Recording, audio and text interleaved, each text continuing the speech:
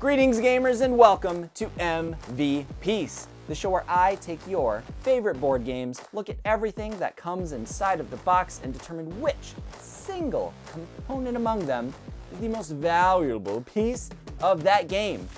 Today's game is the tile laying classic that needs no introduction.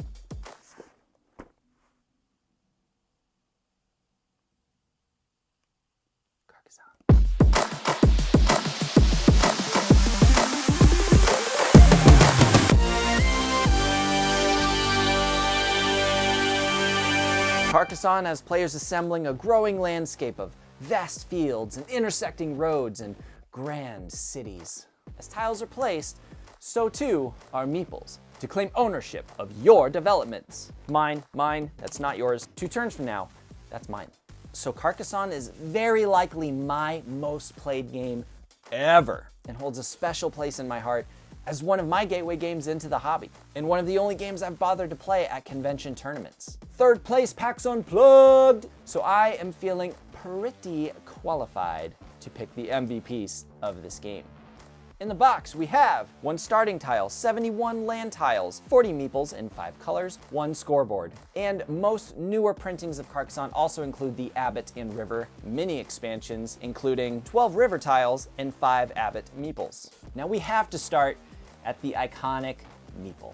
Legend tells of a player by the name of Allison Hansel, whose fateful fusing of the words my and people shook the gaming world as the term meeple was birthed. Now a staple of the tabletop industry and used in some pretty cool show titles. Carcassonne was one of the first official adopters of the word, using it in future printings. Out with the follower and in with the meeple. In the game, meeples take on different roles depending on where you assign them. A knight in the city, a highwayman on the road, a monk in the monastery, or a farmer in the field. Hard at work, laying in the grass. If that's all it takes, I could be a farmer. Are we sure he's working right now? Oh yeah, he knows what he's doing. Okay. These roles all function the same in claiming features on the map. Abbots are a special meeple that have some flexibility, allowing you to retrieve and score them for gardens and monasteries before they are technically complete. I call him my good enough guy. Good enough. Oh yeah, that's fine. Ooh, almost, buddy. Well, we gave the old Carcassonne try. Time to come home. The starting tile is where it all begins. Great empires, networks, and struggles can all be traced back to this tile. I always make a little game of picking out the starting tile from all the others at the end of the game.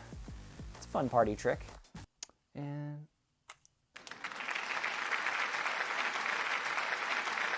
the river tiles offer an alternate way of starting the game to get a healthy variety of features on the table early. Recommended. Land tiles make up the bulk of the game, and the value of each entirely depends on the landscape of the map. Maybe you ambitiously grow your city. Maybe you finally end your long winding road. Or maybe you finally get that single perfect piece that can fill that gap in the board that's been making your eye twitch. Each tile is full of possibility, but I'd be lying if I said each of them was equally exciting. Sorry, roads. And that is everything inside of the box. As I said, Carcassonne is an MVP in my heart. But what is the MVPiece of the game?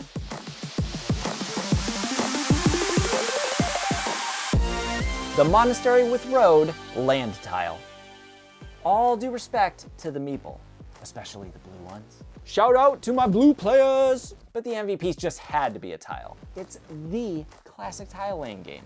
And there are a lot of great contenders among the land tiles, but this one stands out to me for a few reasons. Monasteries are just generally really good. They earn you a decent amount of points whether finished or not, and you don't have to worry about other players stealing those points the way you do with everything else. It also doesn't hurt that this tile can end a road, possibly getting you a meeple back into your supply. But the primary reason I love this tile is the farming opportunity. So I tend to get very invested in my farmers. Sometimes too invested. As games progress, you'll often see a road dividing 2 very lucrative fields. This tile is a sneaky little way to merge and expand them that can easily go overlooked. And winning the right fields can mean everything in endgame scoring. That's why this tile is my MVPiece of Carcassonne. But I want to know what your favorite is. Let me know in the comments, and I will see you next time on...